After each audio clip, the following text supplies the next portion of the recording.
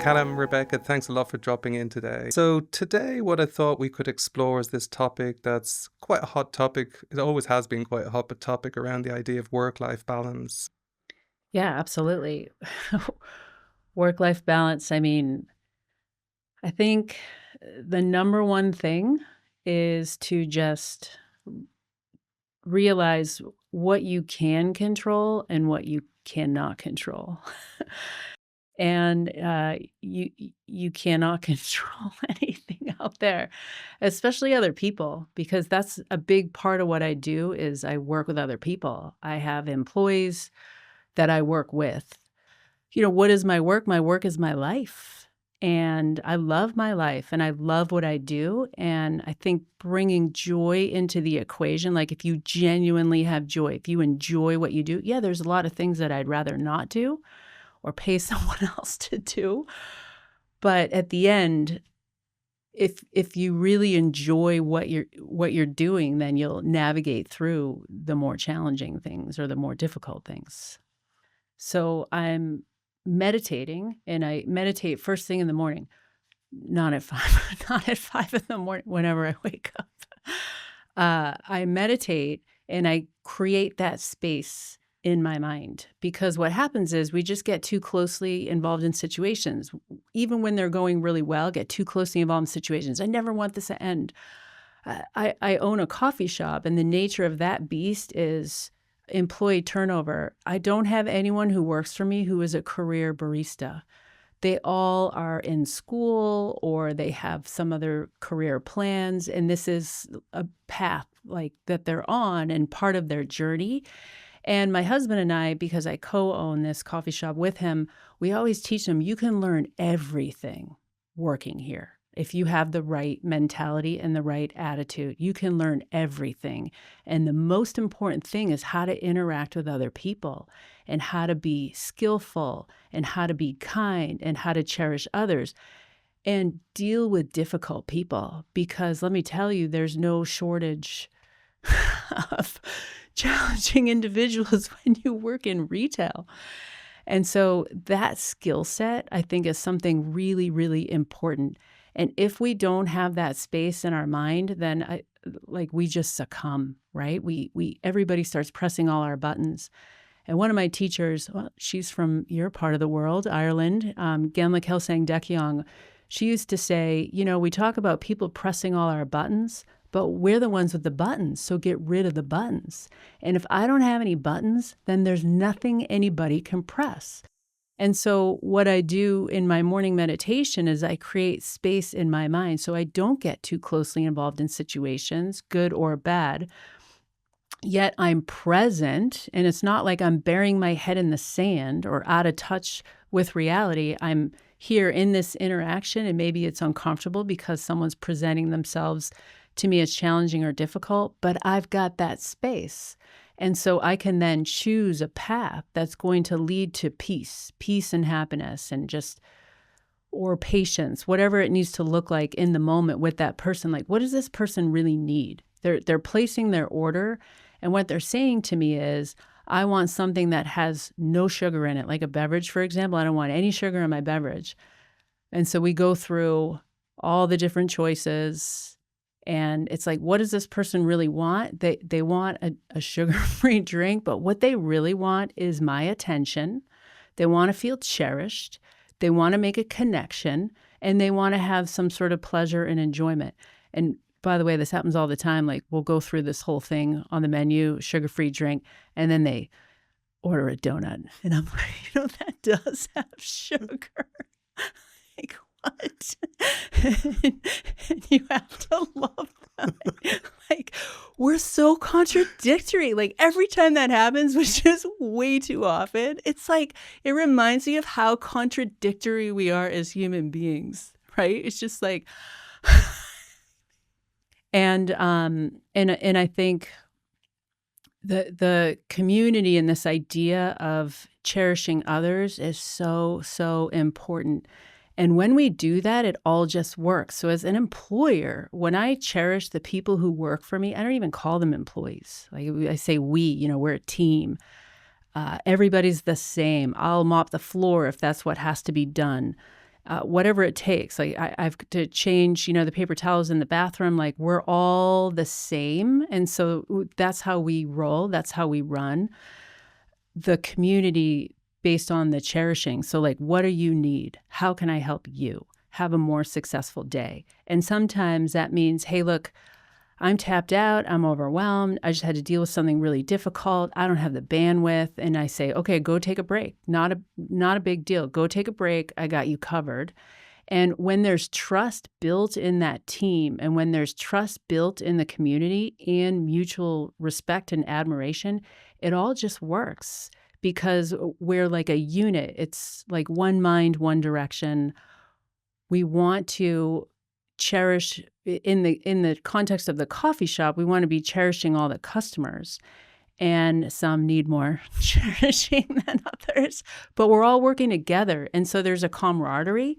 And even when there's someone who presents themselves as really challenging or difficult, like we're all in it together. And we use this word, and I've heard you mention it in episodes as well, is we use the word interesting. Like, oh, they're so interesting. And if someone's really challenging, we're like, they're fascinating. We actually like up level the description, and we're like, they're fascinating. That is fascinating behavior because we can learn from anybody. We can learn a spiritual lesson through anyone while we're doing anything, just whatever we're doing. There's something that can be learned, and sometimes it's what not to do.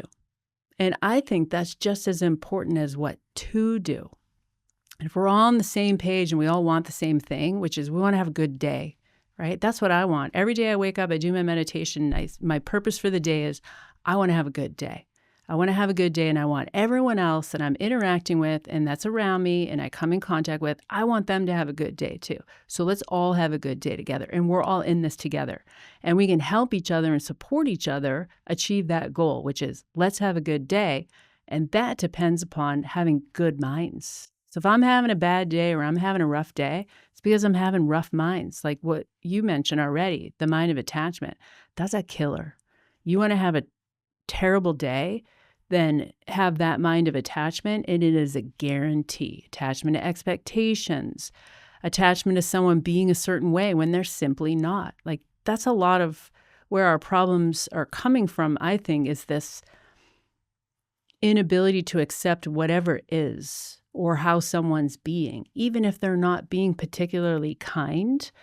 Maybe they're even being flat out rude, but that's what is. They're being rude. They're having, and they're only being rude because they're having a bad mind. They're having a rough mind. So they're not their anger. If they're responding with anger, I think a really important distinction we make is the person is not their bad mental habit. It's like they've fallen under the influence of that bad mental habit. And so they're really not in control of what they think, say, and do.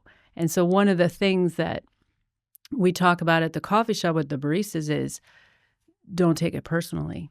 It's not personal. Like they came in and they were agitated or annoyed, or maybe, we pressed one of their buttons by not understanding what they were asking or doing something incorrectly. And it's very easy nowadays to agitate another human being. And so we try our best, but sometimes it happens. It's like we pressed a button and then, right, trigger some negative behavior. And it's just like, still don't take it personally. Even though it's directed at you, still don't take it personally because it's not personal. They're just succumbing to a painful mental habit that doesn't feel good. And they don't feel good about it when they're doing it. And they certainly don't feel good after the fact. Nobody feels good getting angry or after they get angry. It's very disturbing. It's so powerful because, in a sense, a lot of people, when they talk about professional, it's like, I've got to put on this professional face at work or in these tough situations. But deep down in my heart, I'm resisting all of this. Like, so Yeah. maybe somebody who's maybe in a call center or in customer care and they're listening to a customer who's like really irate, really kind of ranting at them. And in their heart, they're trying to, at one level, they're trying to just be, polite and professional, but in their heart, they're actually struggling with that.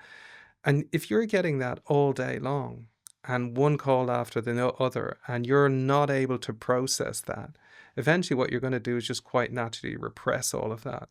So, for example, somebody's ranting at you in a call center, you're listening to that person trying to be professional, but you're at that point just simply trying to deal with the situation. What we do is somewhat unconsciously fail to acknowledge what's going on in our mind, which is we're getting more stressed, more frustrated, more angry after each call. And then eventually you think, there's nothing I can do about this. I just have to pretend that everything's okay.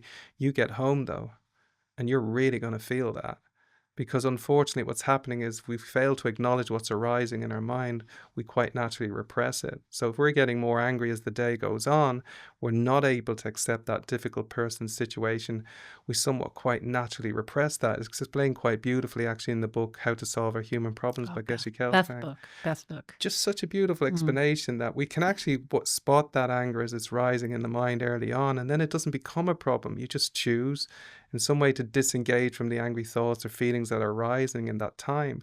And then maybe you can focus on the breath like we do with breathing meditation. Again, like you say, if you've created some space in your mind in the morning, this is going to be easier. If you're doing some meditation and you're dealing with customers in this situation, maybe you can engage the breath and you can just kind of breathe, focus on the breath instead of the arising, frustrating, or angry thoughts and feelings. And as you disengage from them and you come back to a degree of a peaceful heart or a peaceful mind, then as you say, just accept. Just accept this reality in front of you. Often people think acceptance is resignation. It's the Yeah, total no. opposite. It's you're stepping on the front foot in a really positive way and a constructive way, saying, all I'm doing really is accepting the reality in front of me. That's all.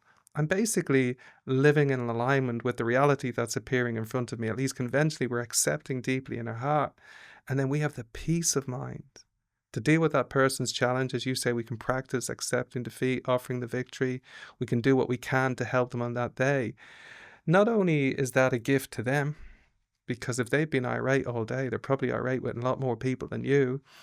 And actually, when they feel accepted and not judged, it's kind of a gift to them. Whatever the customer service representative is doing is far less important than giving them some peace of mind for a few moments. And also they feel not judged.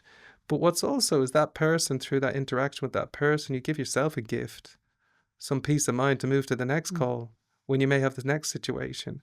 And then you're starting to think, actually, the way to feel more mentally and emotionally balanced at the end of the day is not to tick off how many calls I answered today, how many situations I resolved today, but where I resolve them from. A peaceful, accepting mind. And maybe gradually, as you're saying, within your culture and your organization, trying to do this with more love and more compassion. And so actually get to the end of a day, say, that was a tough day, but that was a good day. Do Mm. you know what I mean? Because I feel good Yeah. about how I've tried to live that today. And of course, it's never perfect, but if we get closer to that. And I think it's really encouraging that you're sharing that, because I think a lot of people just think when I'm dealing with difficult customers, there's only one outcome for me. I'm going to have a rubbish day. Yeah, you may do. But if you start to work with a little bit in this way, in the way that you're describing, then gradually, slowly over time, you'll develop the confidence that actually it's where I'm working from that's changing the quality of my day, not how much I get done. Yeah, absolutely. It's like you can't whatever the problem is, like, you can't even although I can we agree, like, I would love for everyone in the world to agree to abolish that word from our vocabulary, problem, right? And instead, if we could replace it with opportunity to grow and develop, and, like, really mean it, like, "Okay, another opportunity to grow and develop, another spiritual opportunity." But, like, really mean it, right? Okay, I'm not gonna identify this as a problem. I'm gonna see this as a challenge and an opportunity to grow and develop. I'm from Boston, Massachusetts, and so, we have a tremendous amount of snow, and the silver lining with snow is you can ski. And so I grew up doing some skiing, which I was not very good at, but um, improved over time. And so where do you start as a skier? You start on the bunny hill, right? And then you advance to more challenging trails until you get to like the Black Diamond Trail. So you don't get there right away. Like you have to develop a specific skill set to be able to go down a Black Diamond Trail, especially if it's a mogul trail, which are like these little hills on the trail. And what you learn to do is skillfully navigate the mogul trail of the black diamond, and you're seeking it out because you want to be challenged and you want to become a better skier. And so if my real interest is training my mind, then I actually need challenges and I need difficulties and I need opportunities to train my mind. If what I truly seek is perfecting my mind, which, as you know, in Buddhism, we refer to that state as enlightenment. If I really want to perfect all my positive, peaceful mental states, I need objects to train with, and difficult people are the best objects to train with. How else am I going to practice patience? I can sit in a formal meditation and think about all the benefits that come from practicing patience, what it is, what it feels like, who to practice with. But for me personally, because everybody's different, I'm very practical. I need objects to practice with, and oftentimes they're other people. And man, boy, do they really, I mean, some days are like the double black diamond trail. And so then it's just you get increasingly more skilled at being able to respond to anyone with patience or anyone with love or anyone with compassion. And another big one's wisdom, which it isn't intelligence. It's like virtuous intelligence. And what I mean by that is knowing, in my opinion, wisdom, like knowing what makes you happy and knowing what causes suffering. So wisdom, knowing if I get angry, that's just going to wreck my day. And if I repress that anger like you talked about, now I go home, like work day's over, I'm home, I'm with my kid, I'm with my husband, and it's still in there. Well, they could be targets, right? One of them presses my butt, even just like brushes by one of my buttons. And next thing you know, I either explode or sometimes even worse, implode, right? Which is, I mean, anger now in the Western medical model is known to be a precursor to disease and illness, like disease and illness. It's known now in the medical model. And, stress is a form of anger. So if it's like, oh, I'm really stressed. I'm stressed at work. I'm stressed at home. I'm stressed because of my kid. I'm stressed because of my husband. Well, that's all rejection on some level, which is the opposite of acceptance. And so I think to even be able to solve a challenging situation, you need to accept it first. Like I'm at the top of the hill. I've chosen the black diamond and I look down, I have to accept like, oh yeah, I'm doing this now. Like I'm going to go and I'm going to navigate this and it's going to make me stronger and more flexible and tougher. All these things, like we seek that out naturally as human beings. If we can apply that mentality to our work life, our home life, with our spiritual intentions underpinning that, now you're a force to truly be reckoned with. And we go out in the world and we're capable of so much. I think sometimes we undersell our own selves. It's just like we're really capable of a tremendous amount of our potential is limitless. And so we can accomplish a lot, but not with an incorrect mindset or not with a heavy negative mind. With a positive, peaceful mind, I mean, you just look around you what people have accomplished in this world, facing a tremendous amount of adversity. But you talk to anyone who's really gone through it, and it just makes them strong. Like I love this example that's used in the scriptures of the Kadam Adam, of this anvil, of the anvil. Well, you hit an anvil, it doesn't matter how hard you hit that thing. There's no like dings or dents. This anvil's pristine, because it has that resiliency. And so that's what the Kadam Adam talked about, was having this anvil-like mind. I want to have this incredible strength that I then bring into my work. So everyone else is falling apart. Everyone's recoiling in dismay at the slightest hardship. And I'm there solid as a rock. Like my mind is like an immovable mountain. You're not going to shake me today. Or showing that example to my kid, because these are turbulent times, man. And my daughter at 11 years old, about to turn 12, what she's exposed to and has to contend with is unprecedented, in my opinion. And so I have to show that example of strength to her as a girl about to become a woman.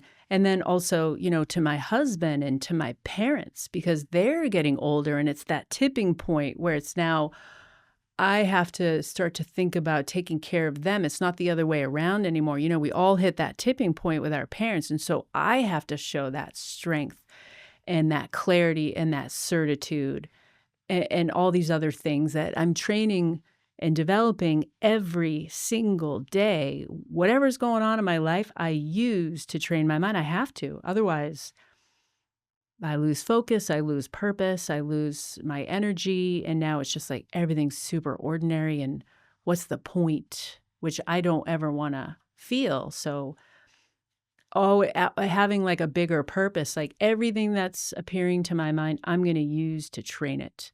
And then everything becomes useful, everything becomes beneficial.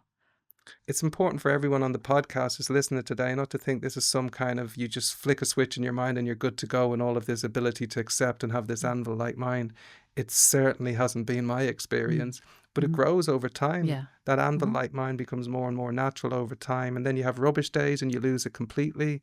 But when you're relating to that potential to grow, as you describe it, as a certitude, a confidence, it's okay I lost it today because I can work with that better tomorrow. Well, it's also perspective. So it's like we're in this for the long haul, right? So we're a work in progress. We have our whole life. So you have a bad day or something, or like a bad hour, right? It's just like, okay, shake it off. Like I had some anger arise or resentment or jealousy or I think grasping is like a really big one, right? Grasping at some sort of result or expectation or wishing things were a certain way or not wanting to be in a situation that we'd much rather not be in. And so we're like grasping at ourselves. We just have to work with the situation. That's what my friend Yendrik always says. Just work with it, Rebecca. He's German. Just work with it. And it's true. We just have to work with the situation. Like, to me, that's work. Like, that's the work. It's not my job. That's the work. I'm working with my own mind because my mind is the path. My mind is the path itself. My mind is the mogul trail. My mind is the black diamond trail. Like, it's what's going on here. And so I think if we can remember that and have some perspective, one of my favorite examples is this Geshe Ben Gungyal, who's featured prominently in the scriptures big time because all he did was watch his mind. Now, my father, who's a Boston tax attorney, would be like, so he did nothing. How much money was he making? Like, did he make money doing that? My dad's not a materialistic guy. Like, I want to make that clear in case he listens to this. That's not what I'm saying. But there's a part of him that thinks like, hey, if you have a problem, like throw enough money at it, it'll go away. And this is someone who went into business for himself, started out with nothing, built something pretty extraordinary, built his own company. And it doesn't always work that way. You know what I mean? Like, you have to have inner wealth. Outer wealth, sure, great. Helps. If you have it, fantastic. Good for you, right? That means you practice giving in the past, actually. So Geshe Ben Gungyal, and you can look him up. So all he did was sit and watch his mind, right? Which I think for a lot of people, that's the last thing we want to do. I'd rather mask, numb, and distract, which is really most of our day. Did you know that your average adult will have spent 7 years on their phones, on social media, 7 years of their life? We talk about how you can attain enlightenment in 3.5 years. So you can attain enlightenment twice, not once, but twice in the same amount of time that we're spending scrolling on our phones. And like, what are we doing? And I say this to my daughter all the time because she is not allowed to have a phone. And again, she's like approaching her teenage years and we're just living in this age of distraction. And it's like, how do you teach your kid to be in the eye of the storm? Which is what I really feel like. Like, I don't know if you saw that movie Twister. I know the second one's come out. I haven't seen it. But it's like when you're in the eye of the twister, you're in the eye of the storm. That's actually where it's really calm. And everything else is spinning out. But if you're in the center, which I often feel like in my life with all these things going on and the multiple hats that I have to wear, willingly, gladly, I've set my life up. Like I chose this life. I chose this, right? And sometimes I have to remind myself, like, oh yeah, that's right. I chose to go in retail. I chose to open a coffee shop. I chose to have a daughter who's just like me. Ah! I chose to marry this man, right? I chose this. I choose, right? If we just keep reminding ourselves, I'm the one that's going to choose. It's like we're in the eye of the storm and we're living in this age of distraction. Oftentimes we use that as a technique or device to not have to go within and not look at our mind because it's just too painful sometimes. So Geshe Ben Gungil watched his mind. And whenever he had a positive mind, he put out a light stone. Whenever he had a negative mind, he'd put out a dark stone. And then he'd tally up at the end of the day. And I think, shortly we'll have an app for that, right? To make it easier for everyone so you don't have to carry around a bunch of stones in your pocket if you want to take this on. But he'd tally up at the end of the day. And if he had more light stones than dark stones, then he'd congratulate himself and be like, job well done. And I think that's really important too, because we can be so hard on ourselves, it's particularly when, we've made a mistake or there's been a misstep in our life. We can really come down on ourselves hard and then become paralyzed because fear comes in and the grasping and this whole host and retinue of other painful mental states. And so I think, acknowledging, hey, I had some rough moments today and that's okay. But I'm going to acknowledge I had some rough moments. And then also when we were able to have a good mind and we were able to pull it off, even when we faced a challenge or adversity, to give ourselves that pat on the back, like, hey, good job, well done, awesome. Oh, you know what? There were some missteps. You lost it here. And what are we losing? A positive, peaceful mind. When people say, oh, I lost it today, that's what they mean. I lost that positivity. I lost that peacefulness, or I lost presence of mind. Wow, I lost the plot, or I lost track of time because I was, gone down the dark rabbit hole of scrolling, right? So many people just doing this. I go to the airport. That's when I really notice it at the airport. It's just like everyone's doing this. And there's no interaction. And then that interferes with the ability to build community and all the other things that we've already talked about. But, being able to say, I could have done better today. So in the scriptures, he slaps himself on the wrist and he calls himself a scoundrel, which I like that. I also like the word scallywag. So that's the word I use. My husband started saying it. You scallywag, whatever that. I feel like it might come from Ireland. Sounds familiar, yeah. Yeah, I think what's great about we that could as well. Google it. Let's That's a Google good that. thing about Get our phone. technology. I think what's good about that as well, what I love about that is that sense of humor with it. Like, okay, so at the end of the day, if things went well, great. That's fantastic. We've developed peaceful, positive minds. We responded to that situation. Again, responded as opposed to reacted in a kind of with a bit of wisdom and a bit of compassion. Great. And then when you mess it up, that's okay too. It's like, as you say, have a bit of sense of humor with it. Geshe Ben Gungel didn't berate himself for it, No. you scoundrel. Really what he was doing was just encouraging himself and having a bit of sense of humor. Okay, you didn't do great with it today. That's okay. Because that way you responded today doesn't reflect who you are. Just reflects what you struggled with as you're improving in this training over time. Although I think Geshe Ben Gungel improved to such an extent that there weren't an awful lot of black stones at the end of the day and an incredible lot of white stones where he's developing and living from that peaceful mind and good-hearted qualities. And I think that's really important for people, like in a work situation, is like, give yourself a bit of space and time at the end of the day. How did it go? If it went great, well, that's great. If you've really lived from a peaceful mind and a good heart most of the day, just like really rejoice in that. Like really allow yourself to deeply appreciate that, rejoice in that, because it will definitely increase the peaceful, positive energy in your mind. It'll also increase your energy to continually to work with that tomorrow in the same way. And if it was the other way, that's okay. Accept and be at peace with yourself. All you're doing is identifying the work I can do tomorrow. And as you explained beautifully at the beginning, if every day you then wake up and you sit down in meditation, you can work through all of that stuff that went AWOL yesterday, where you completely lost it with somebody, got frustrated with somebody, felt fear, anxiety. You can bring all of that into your daily meditation practice and work through it.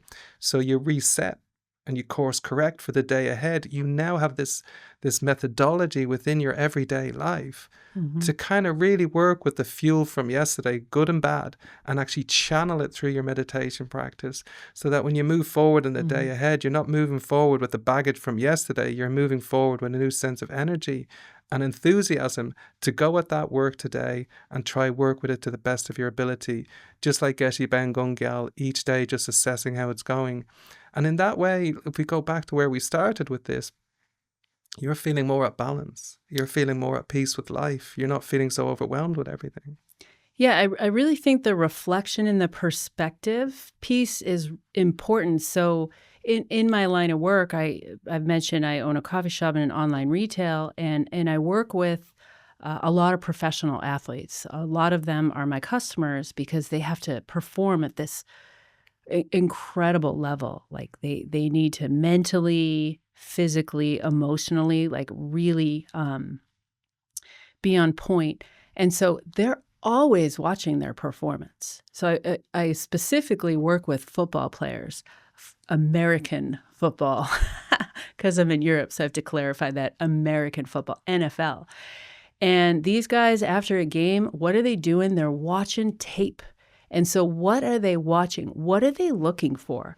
They are looking for what was missing. And the game's over. They're not like rehashing the past, which is what we oftentimes do in a recriminating way. They're not rehashing the past.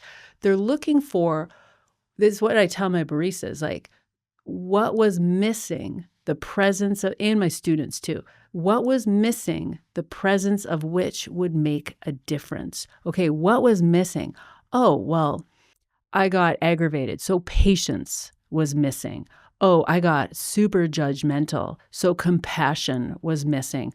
Oh, I just got really resentful and angry. Okay, so love was missing. Like, what was missing, the presence of which would make a difference, and in a very constructive way. So these guys are watching tape, watching tape. That's a huge part of their job. And then they have a team around them that's watching tape, pointing it out too. And that to me is the community piece, again, to circle back to that, which we call Sangha, like my Sangha. I have Sangha at the meditation center where I teach Sangha. Where I work, I consider everyone to be a Sangha friend. And Sangha is that community, and we help hold one another accountable. So, we were talking about being blind earlier, like there's things that I don't even know that I don't know. And I need my friends to hold me accountable and point it out to me.